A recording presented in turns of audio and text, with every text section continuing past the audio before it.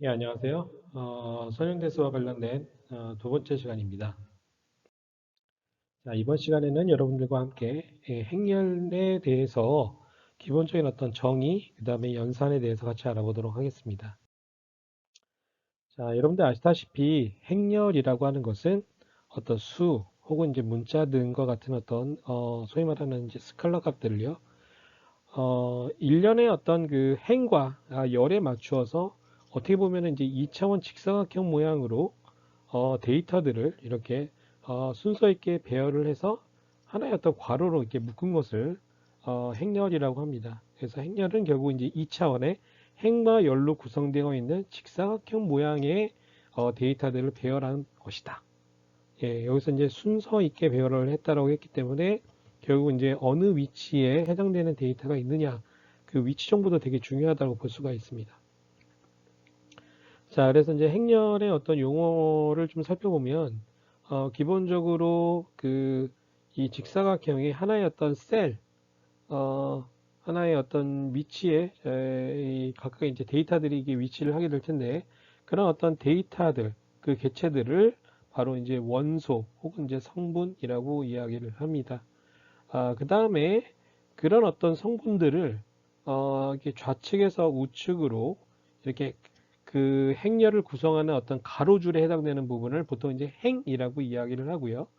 그래서 행이 이제 위에서부터 아래로 이렇게 이 가로로 이렇게 배열한 어떤 데이터들이 쭉 이렇게 있을 텐데, 가장 위에 있는 것을 이제 첫 번째 행, 그 다음에 그 밑에 있는 걸 두 번째 행 등과 같이 위에서 아래로 이런 어떤 행들이 쭉 이렇게 배열되어 있다라고 볼 수가 있고요. 그 다음에 행렬의 세로줄을 열이라고 합니다. 컬럼이라고 이야기를 하고요. 그래서 그런 어떤 마찬가지로 이것도 이제 좌측에 있는 열을 이제 첫 번째 열, 그 다음에 좌측에서 이제 두 번째 위치한 것을 이제 두 번째 열 등과 같이 표기를 합니다. 자, 그 다음에 이제 원소 같은 경우에는 여기 보시는 바와 같이 특정한 어떤 i번째 행, 그 다음에 j번째 열, i번째 행, 뭐 j번째 열에 이제 위치하는 이 원소를 보통 이제 소문자 aij 이렇게 표현을 합니다. 그래서 이렇게 아래 이 서브스크립트로 이게 표현을 하죠. 그래서 어느 행, 어느 열에 위치한 원소이다라는 것을 이 서브스크립트를 통해서 우리가 확인할 수가 있습니다.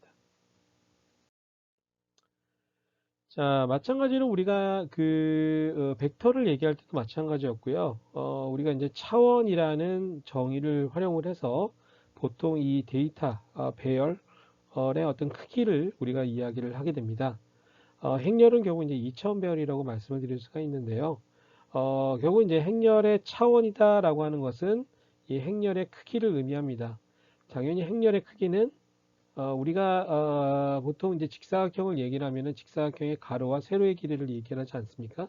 마찬가지로 행렬의 크기는 행의 개수와 열의 개수로 보통 표현을 합니다. 그래서 행의 개수 곱하기 열의 개수 이렇게 표기를 하죠. 그래서 예를 들면 행이 m개고 열이 n개다라고 하게 되면 보통 m 곱하기 n 차원의 행렬이다라고 이야기를 해요. 근데 이거를 어떻게 부르냐면요. m 곱하기 n이라고 부르지 않고 그냥 m by n 이렇게 이야기를 합니다.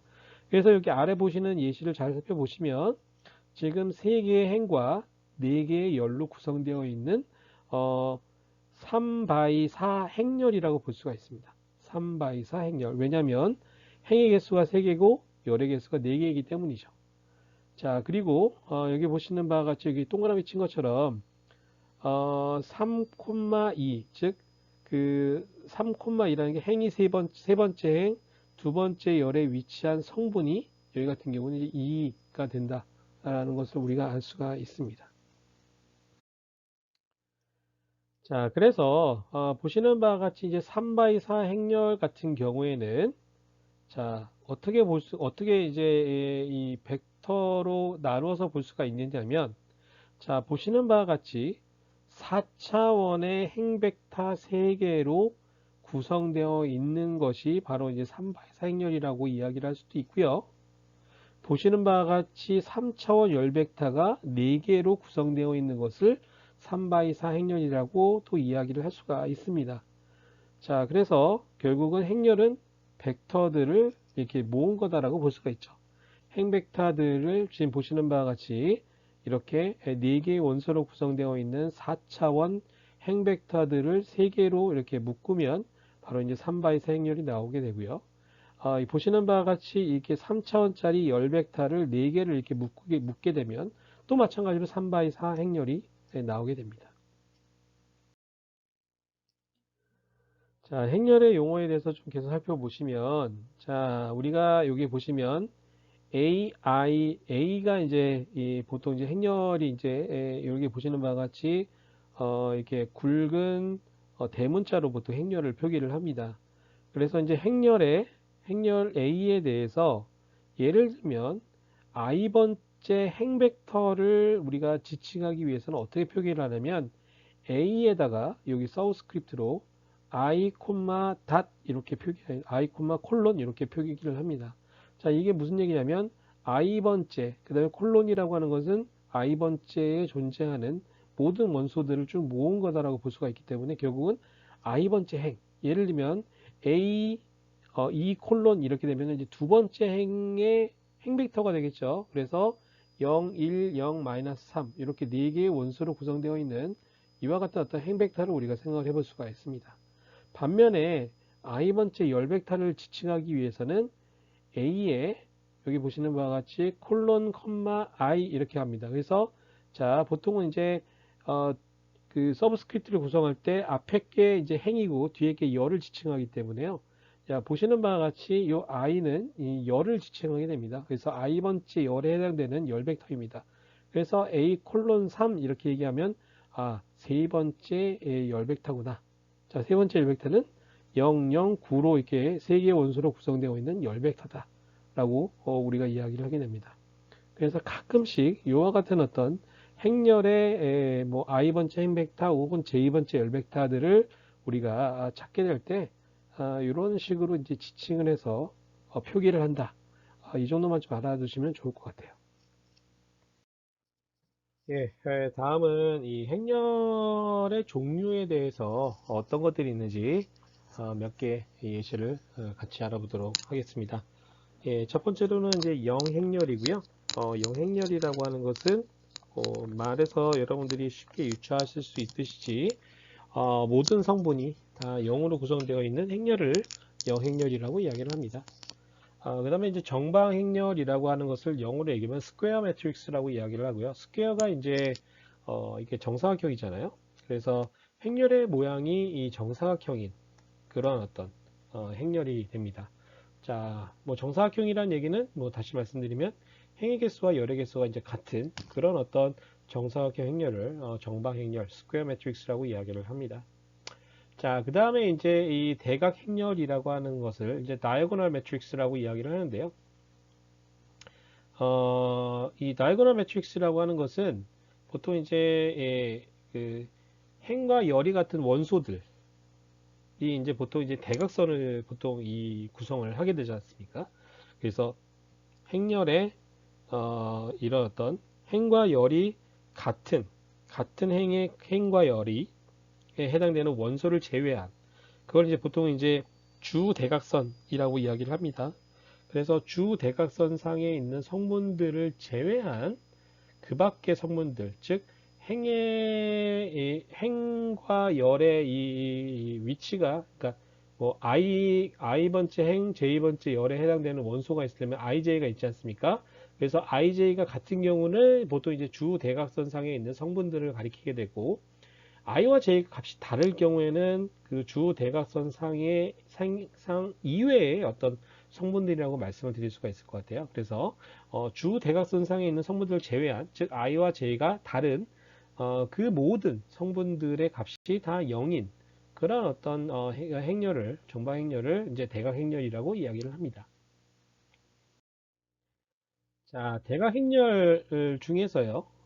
이런 주 대각선상에 있는 성분들은 모두 1이고 그 밖의 성분들이 모두 0인 정방행렬 이거를 아이덴티티 매트릭스 단위행렬 혹은 항등행렬이라고 이야기를 합니다. 보통 이제 I라고 쓰고요.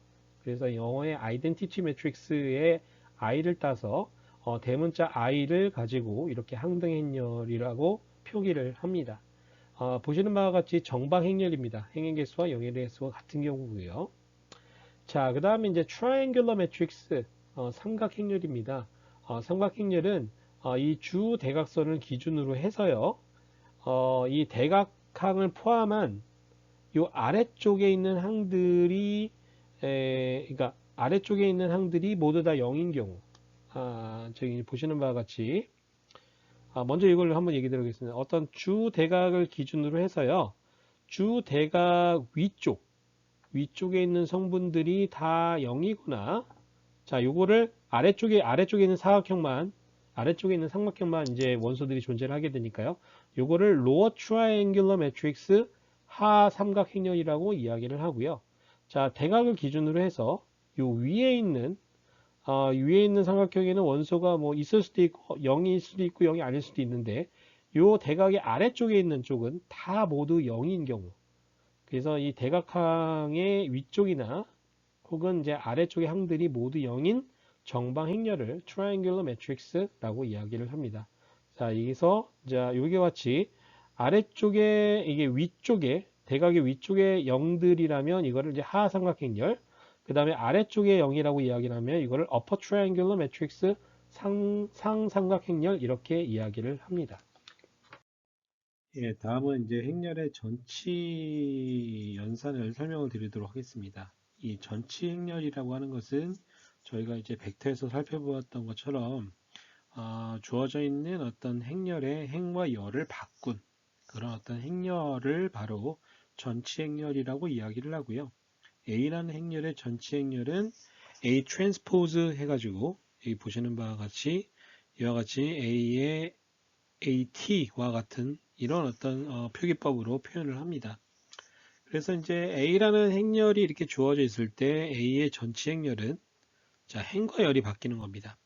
그래서 지금 어떻게 됩니까? A 트랜스포즈라는 전치 행렬의 첫 번째 행은 바로 첫 번째 열이 오게 됩니다. 그래서 1, 3, 5가 될 것이고요. 그 다음에 두 번째 행은 A의 두 번째 열에 해당되는 원소들이 이렇게 오겠죠. 그래서 2, 4, 6. 자, 이렇게 정의가 되는 것을 전치행렬이라고 이야기를 합니다. 그래서 옆에서 이렇게 보시는 바와 같이 전치행렬과 관련된 다양한 연산들이 있습니다.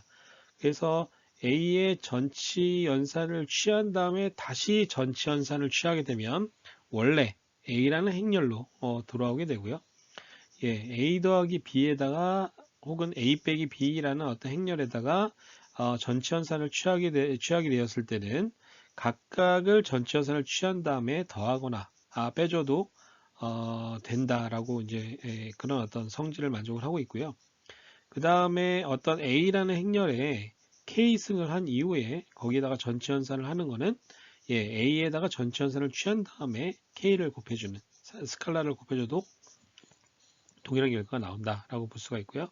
자, 그 다음에 이제 A와 B의 곱에다가 전치 연산을 취하게 되면 자, 여기 보시는 바와 같이 B에다가 전치 연산을 취한 B 트랜스포즈 곱하기 A 트랜스포즈 여기 순서가 바뀐다. 이 부분이 어떤 특징이라고 볼 수가 있는데요. 자, 이 부분에 대해서는 좀 이따 이제 곱에 대해서 저희가 이제 설명을 안 드렸기 때문에 이제 곱에 대해서 나중에 우리가 이제 연산을 배우게 되면 왜 이렇게 될 수밖에 없는지 여러분들이 이해가 되실 거라고 생각이 됩니다. 자, 그 다음에 이제 대칭행렬을 살펴보면 대칭행렬은 어떤 거냐면 정방행렬에 대해서 정의가 돼요. 그때 이제 A 트랜스포즈와 A가 같은 그런 어떤 행렬을 바로 대칭행렬이라고 이야기를 합니다. 자, 그래서 대칭행렬 같은 경우에는 자, A의 i번째 행과 j번째 열에 해당되는 원소와 A의 j번째 행과 i번째 열에 속하는 원소가 이게 같게 됩니다. 그래서 정방행렬인데 이제 대각 원소가 있고요.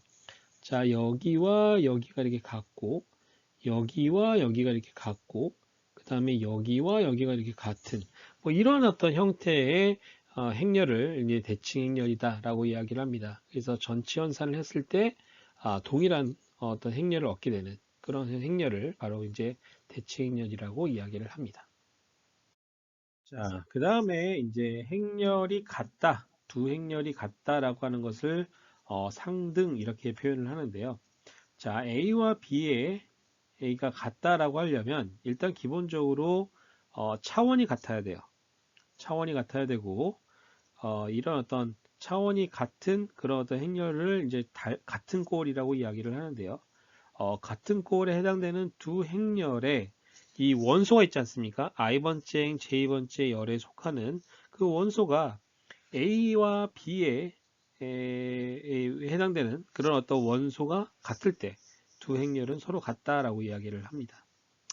자, 그 다음에 행렬의 어떤 덧셈과 뺄셈 같은 경우에는 같은 꼴, 즉 같은 사이즈에 해당되는 행렬 간에서만 이 덧셈과 뺄셈이 정의가 됩니다. 자, 그래서 일단은 A와 B의 어떤 차원이 같을 때 A 더하기 B 혹은 A 빼기 B라고 하는 것은 무엇이냐면 이 대응되는 원소 간의 덧셈 혹은 뺄셈을 하게 됩니다. 자, 그래서 예를 들면 여기는 뭐 다 해보진 않겠지만 기본적으로 이제 A 플러스 B의 첫 번째 원소는 자, A의 첫 번째 원소, 그러니까 첫 번째 행과 첫 번째 열에 대응되는 원소와 B의 첫 번째 행, 첫 번째 열에 대응되는 원소인 0 더하기 2가 바로 0 더하기 2가 바로 A 플러스 B의 첫 번째 행과 첫 번째 열에 대응되는 원소다라고 볼 수가 있습니다. 자, 그 다음에 첫 번째 행, 두 번째 열에 해당되는 원소는 보시는 바와 같이 7 더하기 6 해가지고 13이 됩니다. 그래서 이와 같이 각각의 이 같은 위치에 속하는 같은 위치에 있는 그 원소들을 더하거나 뺨으로써 우리가 덧셈과 뺄셈이라는 연산을 정의할 수가 있습니다.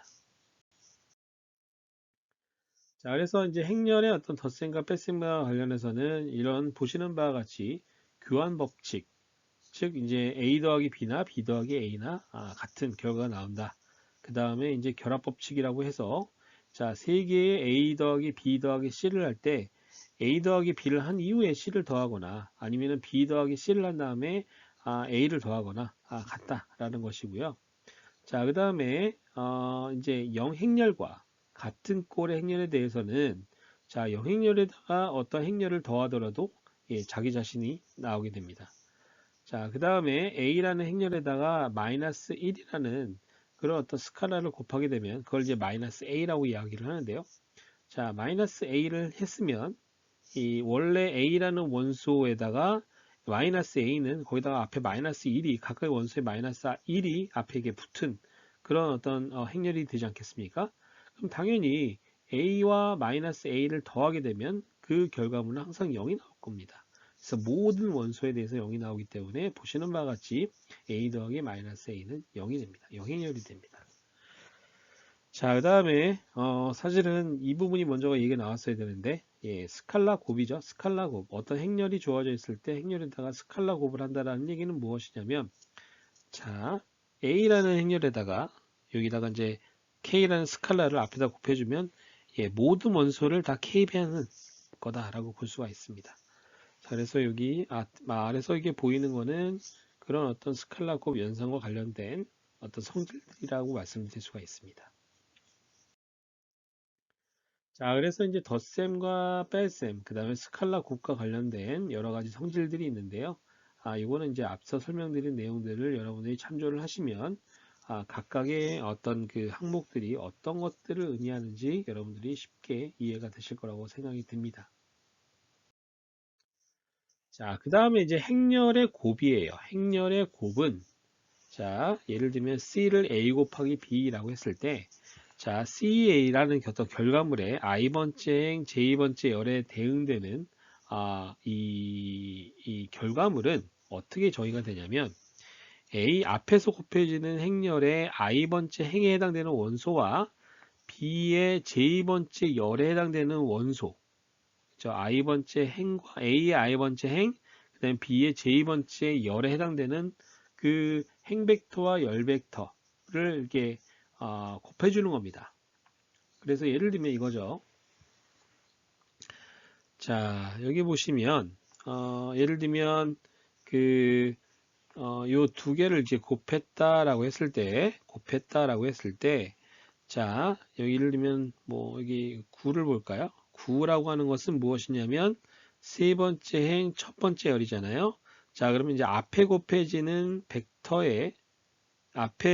행렬의 세 번째 행과, 그 다음에, 뒤에 곱해지는 행렬의 첫 번째 열에 해당되는 그 두 개의 이제 행벡터, 열벡터가 있지 않겠습니까? 그거를 이제 뭐 내적하는 거다라고 생각하시면 될 것 같아요. 그 위치를 바꿔서. 그럼 어떻게 됩니까? 5 곱하기 1 더하기 2 곱하기 2 해가지고 이렇게 9가 나오게 되는 겁니다. 그래서 이제 이와 같이 이제 저희가 이 그 행렬의 어떤 곱셈을 이렇게 정의를 하다 보니까 어떻게 됩니까? 예, 보시는 바와 같이 결국 이제 곱셈이라는 연산이 정의되기 위해서는 앞에 곱해지는 행렬의 이 열의 개수와 뒤에 곱해진 행렬의 행의 개수가 같아야지만 기본적으로 이렇게 행렬의 곱셈 연산이 정의가 됩니다. 예. 그래서 이 부분은 여러분들이 기억을 해주시면 될 것 같고요. 그래서 이제 3바의 2 행렬과 2바의 2 행렬을 곱했을 때 결과물은 요 3바의 2 행렬이 되고요. 그 다음에 1바의 3 행렬과 3바의 1 행렬을 곱해주게 되면 1바의 1 행렬이 나오게 됩니다. 자, 그 다음에 3바의 1 행렬과 1바의 2 행렬을 곱해주시면 어떻게 됩니까? 3바의 2 행렬이 나오게 됩니다. 그래서 이와 같이 행렬의 곱셈이 정의가 된다. 라는 점 여러분들이 기억을 해주시면 좋을 것 같고요. 자, 행렬의 곱셈과 스칼라 곱과의 어떤 그 성질들을 반영한 여러 가지 이제 성질들이 있는데요. 자, 이 보시면 아시다시피 자, 이렇게 결합 법칙이 성립이 돼요. 이게 무슨 얘기냐면 자, A, B, C 세 개의 행렬을 곱할 때 B, C를 곱한 다음에 그 결과물에다가 앞에다가 A라는 행렬을 곱해준 결과물이랑 자, 순서가 이제 그대로 유지가 되고 있죠. 그 다음에 A, B 먼저 앞에 거 두 개를 곱한 다음에 거기다가 C라는 세 번째 행렬을 곱해줄 때 자, 이렇게 된다는 것입니다. 자, 그리고 이렇게 분배 법칙도 성립이 돼요. 그래서 A랑 A 곱하기 B 더하기 C라는 연산은 A 곱하기 B 더하기 A 곱하기 C가 됩니다. 자, 여기 순서가 계속 유지되어야 된다는 게 중요합니다.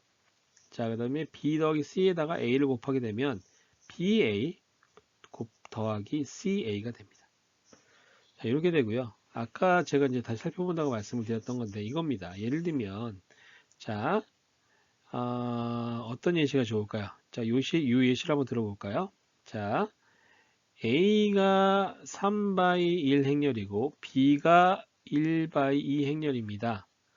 자, 그러면 이 결과물은 어떻게 되죠? 3바이 2 행렬이라고 말씀을 드렸고 요 A, B라는 행렬에다가 트랜스포즈를 하게 되면 어떻게 되냐면 2바이 3 행렬이 됩니다. 왜냐하면 전체 연산은 행과 열을 바꾸는 거라고 그랬잖아요. 자, 그러면은 어떻게 되니까 2바이 3 행렬이 나와야 돼요. 자, 그럼 어떻게 될까요? 자, B 트랜스포즈를 하게 되면 2바이 1 행렬이 되고요. A 트랜스포즈를 하게 되면 1바이 3 행렬이 됩니다. 그럼 어떻게 돼야 될까요? 만약에 이 결과물이 2바이 3 행렬이 나오기 위해서는 예, 맞습니다. B 트랜스포즈에다가 A 트랜스포즈, 즉 2바이 1 행렬 곱하기 1바이 3 행렬이 되니까 결국 2바이 2 행렬이 나오게 되겠죠. 예, 실제적으로 이제 이와 같은 관계식이 성립이 됩니다. 자, 행렬 같은 경우에는 이런 어떤 뭐 분배 법칙과 결합 법칙이 성립이 되는데, 이 교환 법칙이 성립이 되진 않아요. 무슨 얘기냐면, A 곱하기 B가 B 곱하기 A와, 이렇게, 서로 이렇게 순서를 바꿔서 곱셈이 되었을 때, 동일한 결과가 항상 나온다라는 보장이 없습니다. 자, 이게 어떤 예시냐면, 자, A가 만약에 2바이 3행렬이고 B가 3바이 5행렬이면 A 곱하기 B라는 연산은 저희가 됩니다. 왜냐하면 A의 열의 개수와 B의 행의 개수가 같기 때문이죠. 그렇지만 BA라는 연산은 저희가 되지 않아요. 왜냐하면 B는 3바이 5행렬이고 A는 2바이 3행렬인데 자, 3바이 5행렬이고 2바이 3행렬인데 지금 여기 두 개 같아야 되거든요. 근데 다릅니다. 그러면은 곱셈 연산 자체가 정의가 되질 않아요.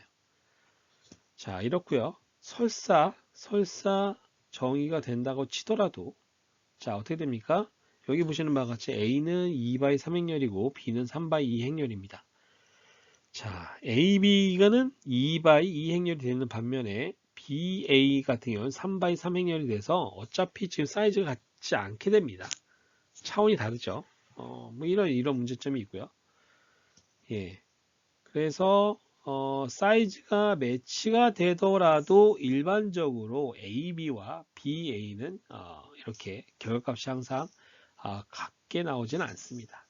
물론 경우에 따라서 정말로 같게 나오는 경우가 있겠지만 일반적으로 AB와 BA가 사이즈도 같고 곱셈이 전이가 그 행렬의 곱셈이 정의가 된다고 치더라도 AB와 BA가 이렇게 갖게 되는 경우를 찾기는 뭐 쉽지 않다. 뭐 이렇게 여러분들이 이해를 해주시면 될 것 같습니다. 예, 그래서 이번 시간에는 간단하게 저희가 이제 행렬이라는 것이 무엇인지, 예, 직사각형 형태로 표현되는 어떤 뭐 데이터들의 모음이라고 말씀을 드렸잖아요. 그래서 행렬과 관련돼서 다양한 어떤 연산들에 대해서 여러분들과 같이 알아보았습니다. 예, 수고하셨습니다.